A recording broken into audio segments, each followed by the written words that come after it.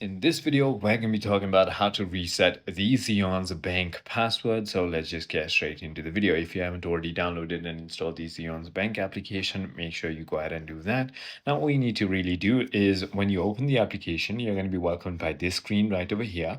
If you forgot your username, simply click on Forgot Username down here. Or if you forgot your password, click on Forgot Password.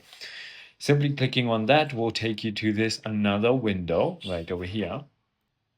And now all you need to really do is simply enter your username, your email address, or your phone number, click on submit, and then they'll ask you your SSN number.